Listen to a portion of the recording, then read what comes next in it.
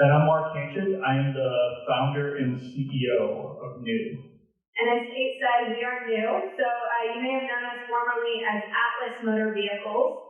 On Monday of last week, we actually rebranded as NXU, and we'll get into why and what goes into doing all of that. But I think it makes sense to start with sort of how we started. Yeah, so between Annie and myself, actually, we have about 14, 15 years of experience prior to NXU, or prior to Atlis, developing a little over 50 products. That's right. So we come from a company called Axon here in the Valley. There's some people nodding their heads who know Axon. What we did at Axon was really take a solutions-focused approach to solving problems. So while we were both in product development, it wasn't about the product we were building, it was about the problem we were solving. Yeah, if you want to think about, if you're starting a business today, there's a couple of different mindsets you can take. One is you're just looking to build a solution and you want to sell it. Where we come from, though, is everything we've ever done has changed the world.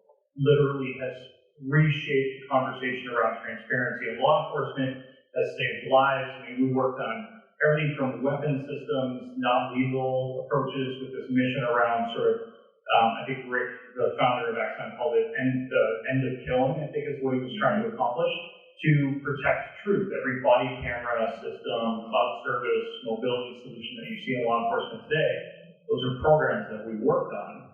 And in law enforcement, especially on the camera programs, we were working with a user group or a customer group that was hesitant, right? So they started off thinking, we don't really want this. I think, Mark, they gave you some choice words at one point. There might have been a finger that was shared with us, and maybe some four-letter curse words. I have a tendency to swear too, so I'll share one of those with you later. So when it comes to like getting this group of people who was hesitant to technology to then get to the point of embracing and being excited about what we were building, what we realized was it's not just the product you're building, it's the hardware, the software, the ecosystem, the workflow, all of that had to work together to ultimately add so much value that these people who were skeptical were then completely bought in. And that sort of perspective on how to build products and build a business is what we've carried into now NXU. So I think this thing works and moves forward, maybe. There we go. So when we think about NXU and what we are today, we started off very much so as a company focused on those solution sets, the electrification vehicle segments and things like that. But as Annie explained, building a business or building a technology around this, it's not just about the singular product. It's you have to bring a solution to market that can actually shift the mindset, where you can maybe make that shift in humanity or make that shift in people's lives that really drives value. And NXU today, and what we're doing today, is really focused on that shift. The vehicle is still a big part of our vision. It's still a big part of what we do every single day. But today, we're actually the very first homegrown, right here in Arizona, battery manufacturing company in the U.S. So almost every single battery manufacturing company in the United States is actually an import. So they're either foreign-owned or they come in from overseas or somewhere else, whether it's Europe, Asia, or some other part of the world. Yes, they're making a number of investments here in the Valley and various parts of the United States, but we're actually the first one. We're actually born right here in Mesa, Arizona. We are producing battery cells right now. We run a 24/7 operation doing that in a production setting. So the reason that we're producing battery cells today, and we're very proud of being the first U.S.-based battery manufacturer, the reason we're doing that is because when we set out to solve the problem of electrification in the beginning, it was how do we actually make the experience of owning a pickup truck even better than what it is right now? And can electrification help do that? And what we realized in diving into that problem is really the battery technology was the bottleneck, was the piece that just couldn't keep up. And so if we could solve the battery and charging problem, we could come up with a solution that ultimately made electrification viable for these use cases that are more than just a commuter car, right? So pickup trucks were exciting because it was towing and hauling and all of these big sort of heavy duty use cases, but it's not just trucks either. I mean, we're talking to people who are using or hoping to use electrification as a solution for marine, trains. What else we got? I mean, yeah, it's everything. So marine, transport, trains, also energy storage. We're all very familiar with that subject matter today. There's a lot of companies that are maybe focused on those different segments or energy distribution. Atlis's mission is really around how do we take on some of those big complex challenges, technology solutions that can make a lasting impact. It's not about building maybe just a battery cell, but how do we leverage that technology and this idea that we can, in this particular case, make a fundamental shift in how we think about energy. So what we're most known for as Atlis was this 15-minute charge time. So we've developed battery technology as well as the charging technology to complement it that results in a full charge from empty to full in 15 minutes. And we'll go into the greater vision of why that's important. But I think before we do that, it's cool to talk about sort of how we got here. So NXU is a publicly traded company. You founded the company in 2016. Yeah, right on my couch, actually. So started the company officially incorporated in 2016. Used to build this business sitting on my couch, or actually I think sitting on a bench at my daughter's gymnastics practice while she was doing that, I think around the age of 6 years old. Roughly, but yeah, so, and we kind of walk you through some of the timelines here above, but founded in 2016 with this idea of doing a full-size electric pickup truck, but not an E-Light, not a Cybertruck, not a Rivian, not a Silverado. I'm a diesel truck guy. I own a big 3/4-ton diesel pickup truck. That's what I drive to and from work every single day. I also own an EV, but I wanted to build something that could essentially displace that particular solution. Can I actually make people's lives better, centered around this idea of mobility and the shift? And one of the hardest markets, but actually one of the markets that you want to move. Passenger cars is one thing, but if you can create a shift in the full-size pickup truck market, which today, every single vehicle that's been launched typically is sold to non-pickup truck drivers. Today. So Rivian, their primary focus, and they've publicly announced this, is not pickup truck drivers. It's their first truck, is an electric truck. First one. But people who drive a gas or diesel truck they don't want to make that today. Yes. So as I went through and as we were creating the business, and it seems very obvious, the one big thing you have to overcome is this idea that you're going to make a change in your life to transition from internal combustion to electrification. You have to sacrifice something today with the technology that exists, whether that is your time, which is the most valuable thing that you actually have. It's the one thing that never, you can't earn more of, right? You can't necessarily get back. The time is a big effort there, cost is a big thing, but we wanted to set up to create a solution, a technology solution, particularly around battery technology that could give you that back, that could make that transition easier. And we actually did it. In 2018, we built our first battery pack. We charged it at an EVgo station. We charged it in 12 minutes, 47 seconds. And that's not 10 to 8%. None of that bullshit you see in marketing. That is 0 to 100% in 12 minutes, 47 seconds. So we could repeatedly do that every single time. So at that point, I mean, it was Mark and five engineers working out of your home. Working out of my home. We had one room allocated to us at that time. Okay. And then the garage, we kicked Zen out of the garage.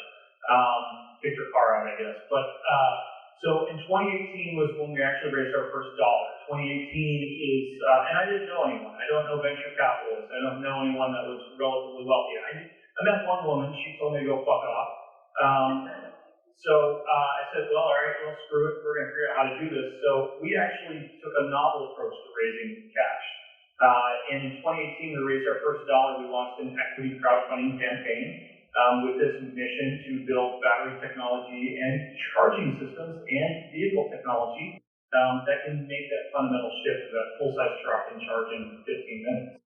So equity crowdfunding in 2018 was very new. and you raised $1 million. It took about a year. It took about 12 months, and we were oversubscribed. So towards the end, we actually oversubscribed from $1 million to about $1.8 million raised. However, we only could legally at the time have access to a little over $1 million of that. And so crowdfunding then became a huge part of our story. So between 2018 and 2022, we ran 5 different equity crowdfunding rounds. We ran what's called a Reg CF round, which was the first and the second, and then the fourth. And then we also did a Reg A plus. We did 2 of those. The difference with those is a Reg CF, at the time you could raise $1 million, and it was $1,069,000, I think. Yep. And then a Reg A plus, you could raise up to $25 million in a Reg A plus. A Reg A plus requires SEC reviews. There's a lot of lawyers and stuff that goes along with prepping for that. An audit is required. But we were able to sort of scrap together this approach to fundraising that built a massive community for us. So after those 5 rounds, we had raised a cumulative $36 million through equity crowdfunding from 19,400 individuals. And so as a route to raising money for businesses, I think it's so interesting. We sort of fell into it by default because we weren't well connected.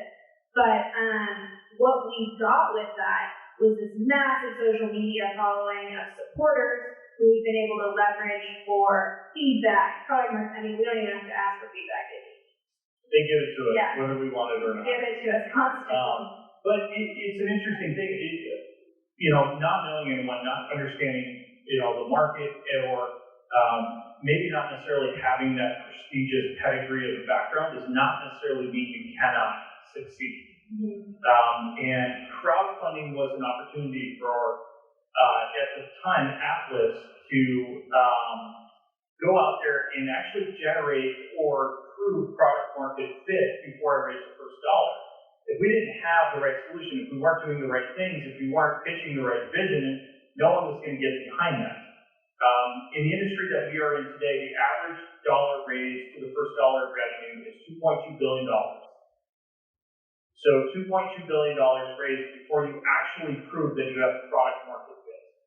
And equity crowdfunding was an opportunity for us to go out and say, are we actually doing something that the market can get behind? As Amy mentioned, we raised capital from 19,500 investors, give or take a few single digits. But we also generated around 40,000 reservations for the truck. We generated contract opportunities for a bit above 20,000 vehicles. We generated interest in the market, which actually drove the current customers that we have today in the energy space that have actually given us purchase orders, deposits, and paid for product that we are actually building and manufacturing for them right now. It is an opportunity if you have the right product and the right fit, if you have the right idea, and it can generate some level of passion or interest in the industry, people will get behind it. And even when the economy is not doing so well or things are challenging, you can still raise money. It also teaches you how to essentially run a business from a day-to-day perspective. Yeah, which I think is really cool for us. So traditionally, if you were to raise money, you would have this lump sum in your bank account, and you're just watching it go like this over time, right?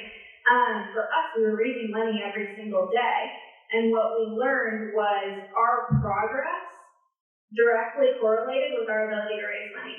So if we could come back and say, hey, this week we did X, we were able to raise more money. And we just kept doing that over and over again, which has been a very foundational part of the culture we've built at our company too. So transparency has been a big deal for Atlis and now NXU. We show everything on social media.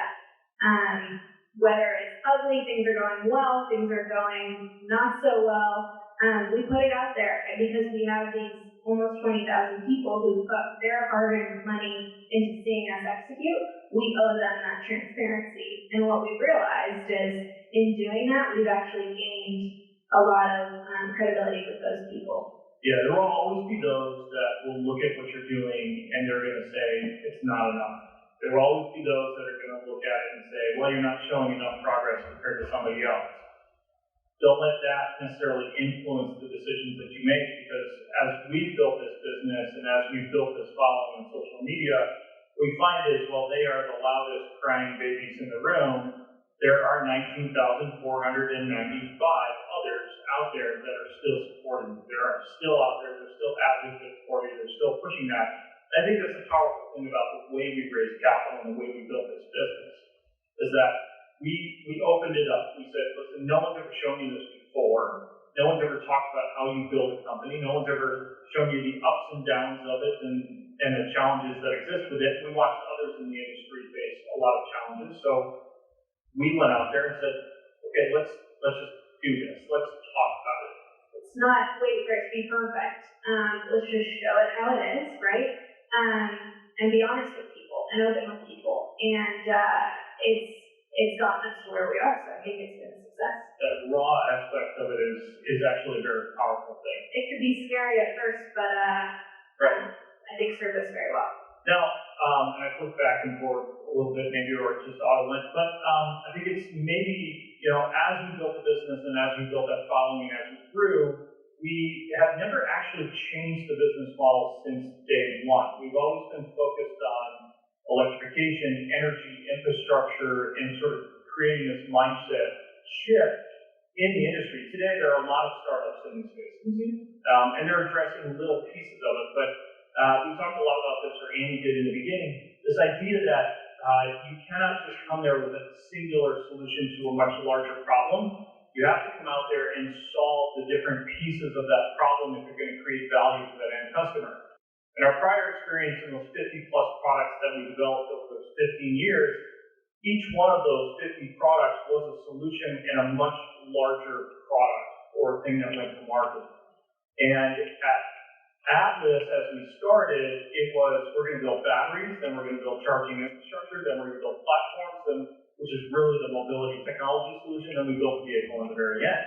We've stuck to that since day one.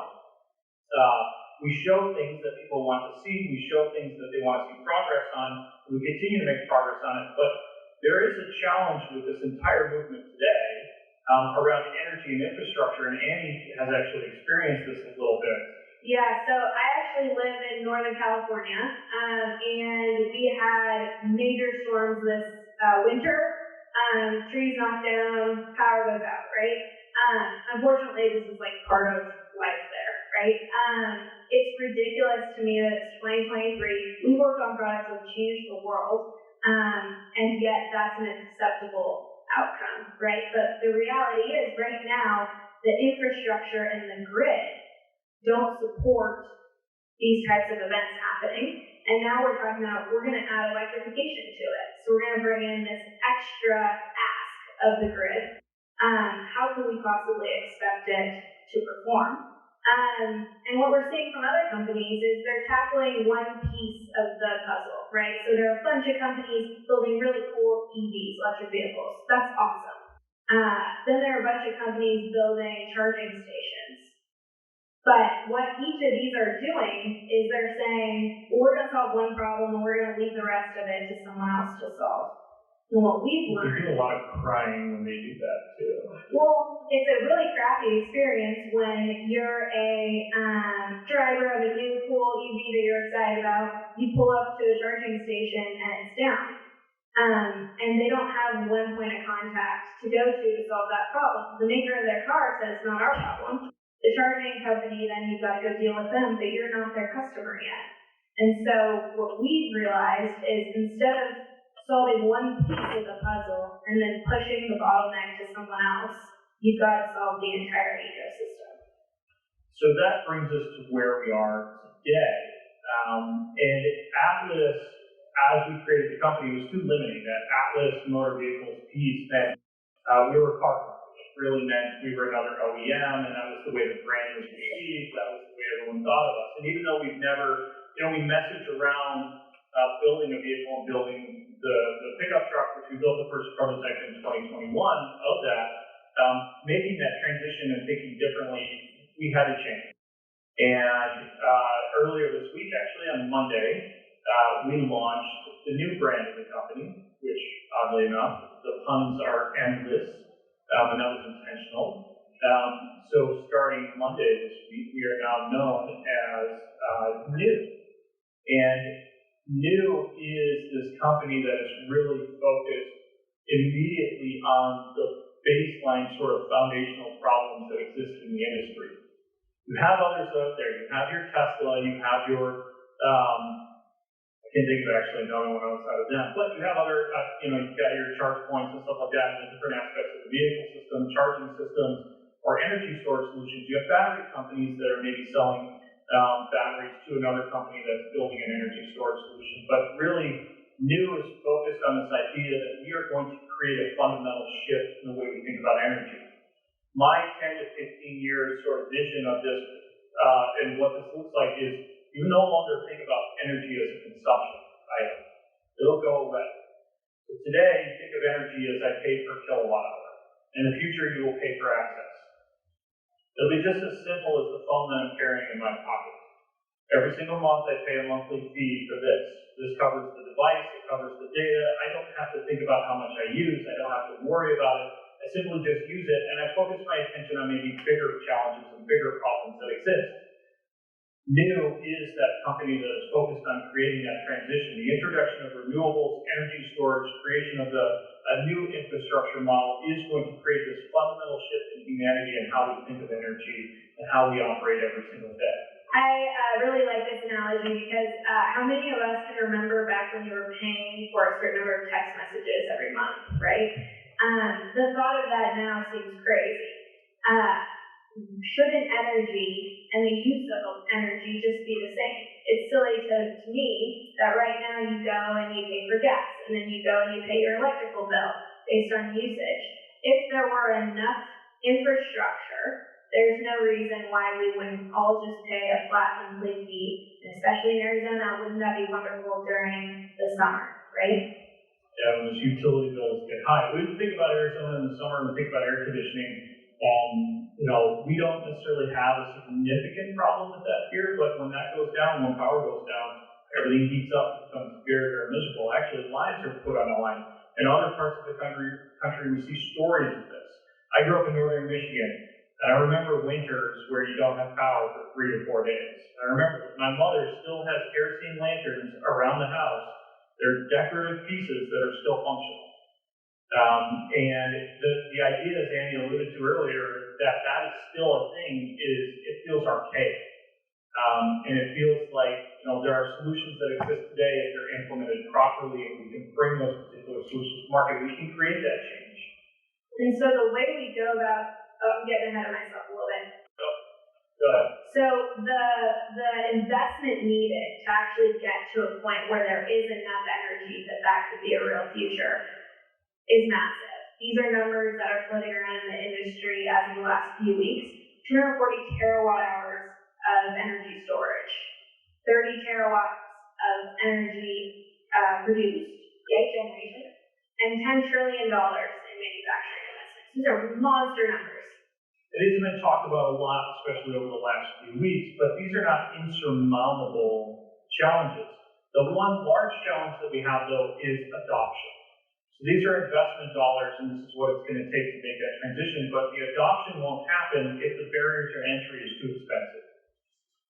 For me personally, I've looked into this, it's $100,000 for me to convert my home into essentially a self-contained, self-sustaining, energy-producing and storing home. So by that you mean solar and energy storage, right? Solar, batteries in the home, being able to charge the EVs that I have, and not necessarily worrying about whether or not SRP is still functioning. $100,000. So there is a level where grid solutions do work. Energy distribution and transfer of energy across that, but centralized production, it creates challenges. As Andy experienced previously, when that particular grid goes down, or that if there's any severance in that connection between the generation of that source to the end user application, nobody gets it. However, battery technology, solar power, all that, those particular technology solutions that exist today, they can create essentially what are called microgrid solutions.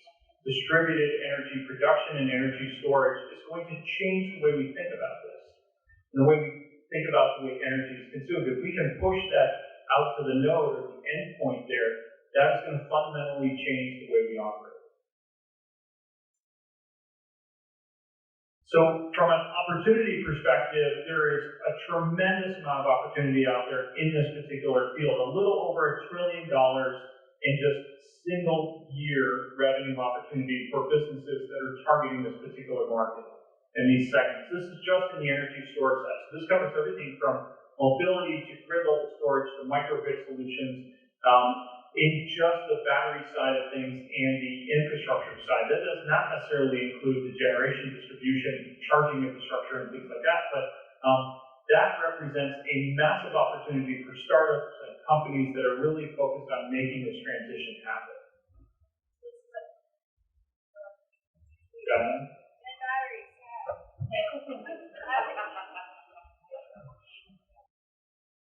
Sorry, we can all talk loud enough, but yeah, you're right here. I'm alive. Okay.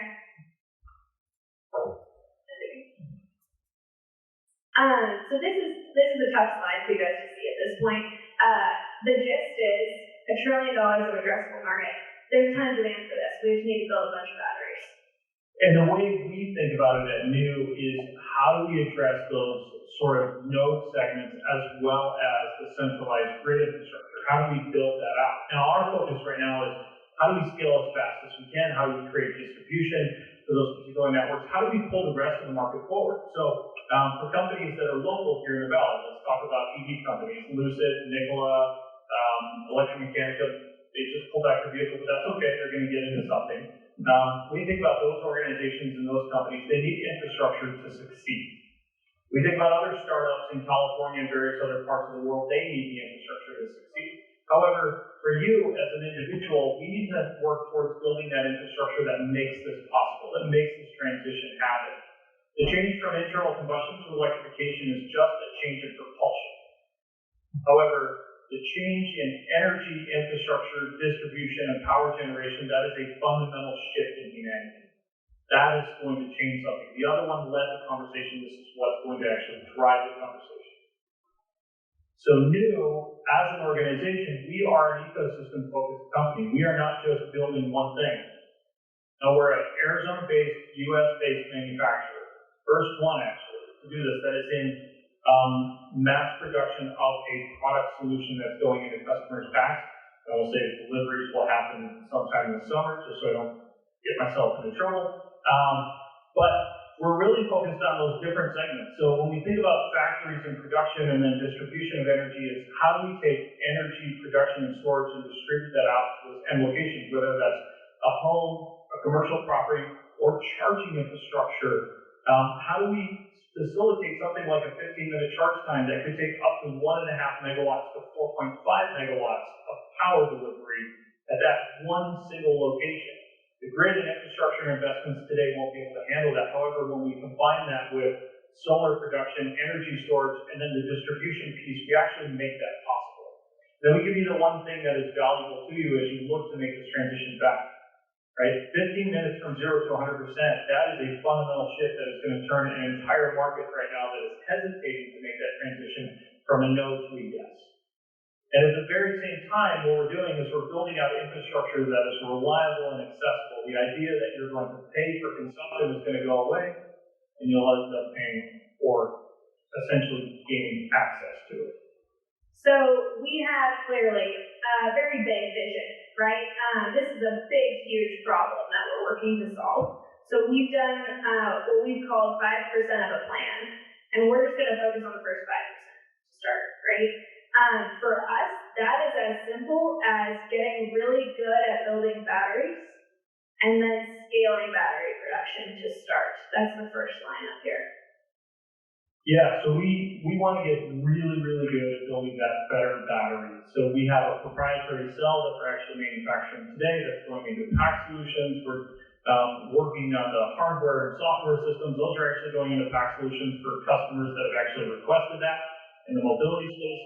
And then we also have demand in the energy infrastructure space, so think energy storage space, distribution, and of course, We are the first company to build a charging solution that can push more than 1 megawatt of power through a cable, through a handle, into any particular system that we plug that into. In fact, about 2 months ago, we demonstrated 1.2 megawatts of power delivery through a charging system where the cable temperature didn't get above 30 degrees C. For those of you that actually want to know why that matters, if you've ever plugged in an EV in the middle of Arizona in the summer, that cable gets really, really hot. We can actually deliver about 6 times, or in this particular case, 5 times more power than one of our nearest competitors. And in that hot environment, that cable is still cold. So on Saturday, we had a big event at our headquarters. We demonstrated charging, and our goal was to charge as many different types of electric vehicles as possible. And what we said is we're going to deliver as much power as it will possibly take. So we're going to turn the vehicles into the bottleneck. We know we can deliver over 1 megawatt. No vehicle's capable of taking that today. So let's see what they can take. And what was fascinating to me was all these companies and manufacturers of vehicles say, they publish a certain charge rate. So they say, my Lucid can charge at 350 kilowatts. Well, in real life, that doesn't always happen. And what's really important is, sure, we can go deploy megawatt charging stations. If no one can handle that, what's the point?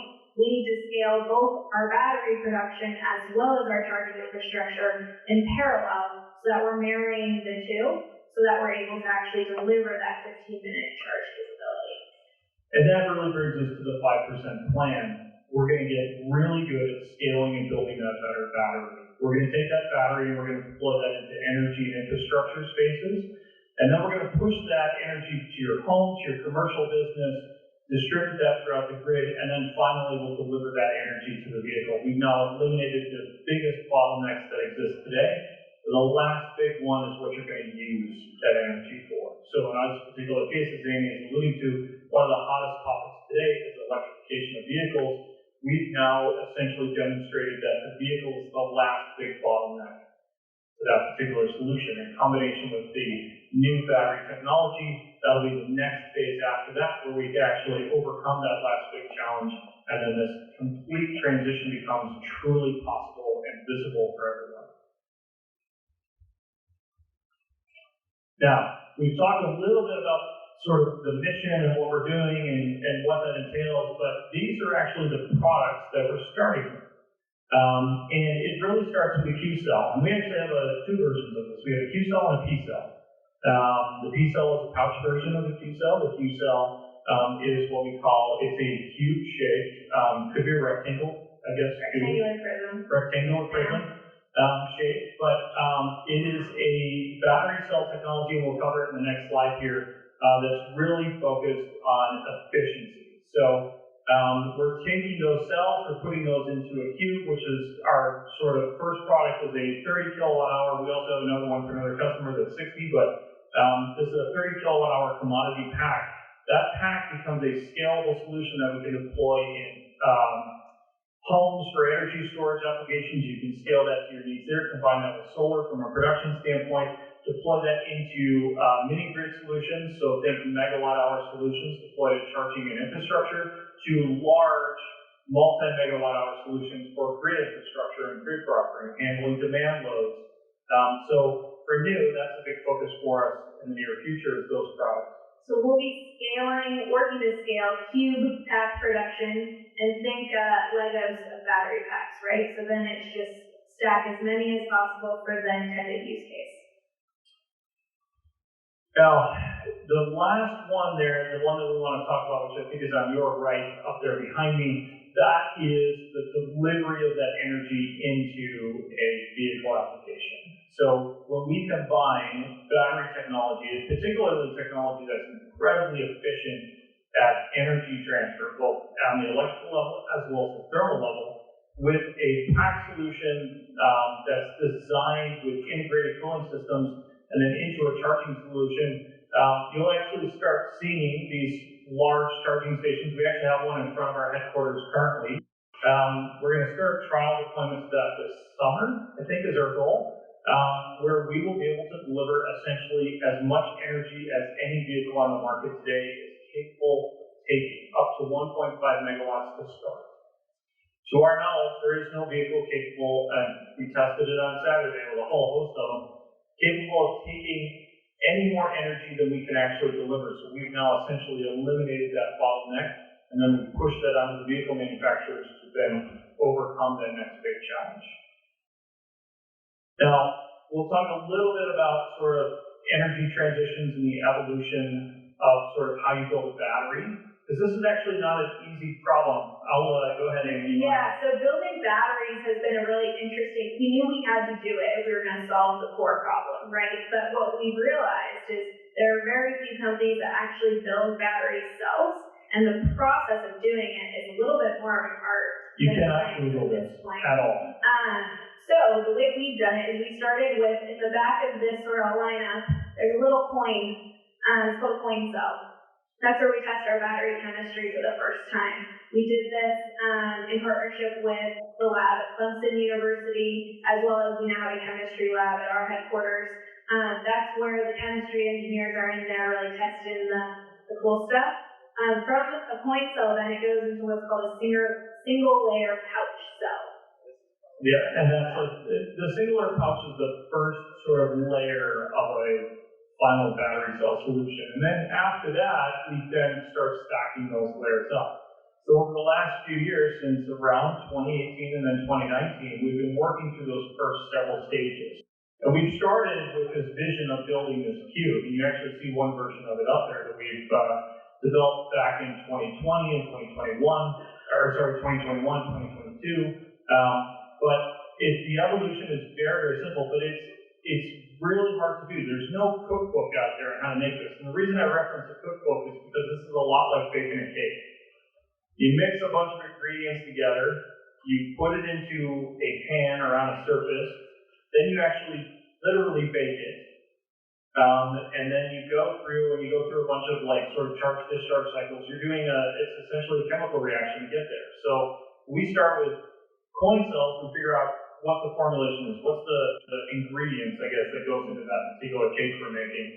Then we make the first prototype cake, which is like one layer cake. Then we build a multi-layer cake. Then we take the cake and we shove it in a box. When we shove it in a box, we focus on the fundamental reasons why you can't charge a vehicle in 15 minutes today. And chemistry plays a big part of it, but believe it or not, heat plays a much larger part in that particular solution. So that multi-layer pouch cell that we actually have in mass production today, that pouch cell is actually a small segment of the larger cube cell or Q cell that we have up top here. And that Q cell is really designed around how do we push as much energy into the cell in the form of heat or electrons for charging, and how do I extract as much energy efficiently as we possibly can from a heat standpoint or an electron standpoint. That is the secret to solving this particular problem. Yes, there are solid-state chemistries and sodium batteries and future things that everyone's working on, including us. However, if you want to be able to charge a vehicle in 15 minutes, all you really had to do was reinvent the battery cell and how it's constructed. So you can think of this as, if you're familiar with cables, I have one wire, like a thin wire. You try to push a lot of energy through that, it's like a fuse, right? We've all blown a fuse before. You push a lot of energy through that, it melts and sort of burns up, or it fuses and comes apart. What we did is we basically turned that small little cable into a giant stranded cable. So it's essentially a really big, really thick, with a bunch of strands of cable inside it. Do the same thing on the thermal side of that. So you guys all have radiators in your car. You think of a battery cell as a radiator. We turned it into a heat exchanger. And that is sort of that's the big sort of nugget. That's what we did here at NXU, is we focused on what are the inefficiencies in battery cell design, how do we solve that problem, and then how do we bring the number of parts, pieces, and components down to the bare minimum so we can scale as fast as we can with the least amount of capital. When you raise money through something like crowdfunding, you raise $36 million before you list on Nasdaq, you have to figure out how to do things very efficiently. One of those things is, remember I said $2.2 billion for the first dollar of revenue. That was a really hard pill to swallow. So new has been very much so focused on how do we get the revenue for that first, I think we're at $69 million currently raised to date. So we took the number of components in the cell and we've essentially knocked it down to roughly five major components inside there. And that allows us to scale incredibly fast. 13 processes down to technically 4 processes in that assembly. And the efficiency that that brings means we can get to megawatt hour from a scalability perspective much, much faster. So what we're going to see over the next few slides is just the different applications of our cube pack. So again, like I said, think Legos, right? Our vision is take the 130 kilowatt hour pack, the cube that we're building, we're just going to build that at scale and make it modular so that it can be used in different applications. Everything from forklifts, trucks, this is a real project that somebody wants to do. We've got, bus customers, right? And of course, energy storage, microgrid solutions. How do we scale that? How do we distribute energy, make it available and abundant all the time? I think that is it. That's the last slide. Yeah. All right, any questions? One second. I was just going to repeat his question. We've been trained. Right. My question is, you mentioned that you guys plan to make a pay-per-use obsolete, right? So you mentioned about metaphor like text, SMS. So what kind of data point do you guys use to extrapolate, basically, make sure that that the business is viable? So I think maybe what you're getting at is pricing. Correct. Yeah. So you can take two approaches. You could figure out what your costs are going to be and then spread that out over however long you think you're going to have a customer. Or you could figure out what are people willing to pay and then build the business to hit the milestones needed to make money, and that's what we are doing. Yeah, you really have to focus on what's that point at which an individual is going to make a decision? I like to put this in terms of where's the money going to come from? So if you're building something and today there's an existing market and the total amount that somebody spends is $100, if you come out with a product or a suite of products that adds to that and you say, well, it's going to be $150 now, that extra $50 has to come from somewhere. They have to get that up. And I'll use the best example I can think of, and I beat up on a lot is Lime scooters. Where's that $5, $6, $10 per ride come from? If you're displacing something, you have to understand where that cash, what are they going to sacrifice, what are they going to give up to get there? So in that particular case, that's your Starbucks coffee that you're not going to get every single day, maybe every other day. You're going to give that up to be able to use that particular application. That's why an industry like that struggles. So when we look at this, as Annie alluded to, is what are they willing to pay? What do you pay today for consumption? What do you pay for fuel? What do you pay for electricity? How does your bill fluctuate throughout the year? Can we bring consistency and reliability to that and understand this is the pool of money that you have available, or an individual or a set of individuals has available? We have to fit within that. And when I talk about scale, that's how we drive our costs down and ultimately make money on it. So that's within our control. In order to get to that scale, we need adoption. So we need to price it such that we can get that adoption. I think there was another question. Yes, sir. Anyone? Scream it. I'll repeat it. Okay, yeah. We follow the rules. I don't follow the rules. Kind of a two-parter here. Love the 15 minutes to charge. That's impressive. What does that look like then for how many cycles can you get out of a particular battery unit, I guess? Yeah, so we have data to support this. We target 2,000 cycles, so if your vehicle goes 500 miles, that's 1 million miles of driving time. Yeah, that's awesome. Okay, and then what about recycling of that NXU 811 chemistry? So recycling of battery, sort of the guts of that. That's actually, there's a number of companies that are focused on that today. Redwood Materials, we have a partnership with Lifecycle. They actually take our material today from production and they recycle that. So we think of it as a long-term circular economy approach, right? So the investments that we make, those go into pack solutions. When those things die, we bring that back, we grind that back down and build another one. Roughly about 97% of everything that is in a battery can be recycled. The cost is prohibitive today, but that gets to what Annie talked about, which is scalability. Create scalability, reduce your expenses. That is going to actually become cheaper than mining eventually. And by the time our packs are at the end of their useful life, we absolutely believe that recycling of battery materials will be ready for that. Yeah. So I have a question.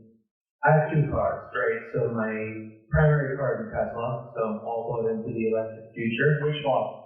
Model Y. Okay. Second car is a Jeep, which is quite common here in Arizona. Do you use it like a Jeep is supposed to be used? From time to time, yeah, a little off-road here and there. But you know, so the question is really, there are 1.5 billion cars on the road, right? And probably a good 100 million of them are Jeeps throughout the world. Who's working on taking that Jeep engine, which is also probably one of the most modular cars in the world, and converting it into a battery engine? So, you're talking about doing existing vehicle conversions? Well, I don't think you're going to get very far just focusing on new vehicles, considering that they're barely 2 or 3%. So there are small companies that are doing that, but I'll be completely candid. I don't think the conversion market has a future. I think you'll find hot rods and like sort of shops that do aftermarket stuff today, whether you're a hot rod builder or a car builder in general. There are a couple of shops that do conversions today. You're going to see that sort of happen, especially with older vehicles. You already see it with Mustangs and Camaros and things like that today. There's actually a company out of California that does a fantastic job with that today. And there's another one here, Legacy EV in town. They do conversions of sort of older vehicles and stuff like that. Do I think that that is a market you should focus on? I think it's a niche market. You're going to generate a little bit of revenue like a car builder. You're not going to see mass conversions and adoptions. The problem with existing internal combustion engine vehicles today is they're not built to be efficient when you make the transition to EV. You're going to start seeing structural changes. You're going to see the way we build vehicles change. So you'll see car builders do that, and there's definitely a market for it. I think, and my gig is a little bit old, roughly around 2018, the aftermarket industry was roughly a $2 billion industry. I think that'll continue. I would love to see that continue. But you're going to see that in more niche companies and organizations that do that versus you're not going to see an OEM or a large, it's definitely not a singular billion-dollar company that's going to do that. Let's have one question. Yeah. So I think you mentioned there's a $2 billion barrier to entry before profitability in the industry. How do you guys know? No, not even profitability, just first dollar of revenue. So how do you guys know overcome that barrier? What is your use of fund strategy or way to kind of overcome that barrier, right? It's a great question. So because we have taken the vertically integrated approach of building batteries and charging, we're actually getting to revenue recognition a lot faster instead of waiting to get to the entire vehicle. So we will productize and are productizing the battery and the charging first. So that's one way. As we talked about earlier, we crowdfunded the company up until last fall. We went public last fall using a crowdfunding campaign to actually flip public and list on Nasdaq. And then we've been raising money in the capital markets ever since. It's a tough market right now, but what we learned is if we keep holding this milestone-driven approach where we say we're going to raise X dollars to hit these milestones, and we keep doing that, we'll be able to keep raising money, and that's what we plan to do. Okay, so let's thank Mark and Annie. On our executive team, and we're hiring. So NXU.Inc. for lots of exciting openings on our team. We have like 80 or so openings currently. So anybody looking for a job, hit me up. Okay, now it's time to eat. So thanks, Mark and Annie. Okay. We got concession stands for you over here. So if you're feeling like pretzel, nachos, you're not on a diet, that's where you go.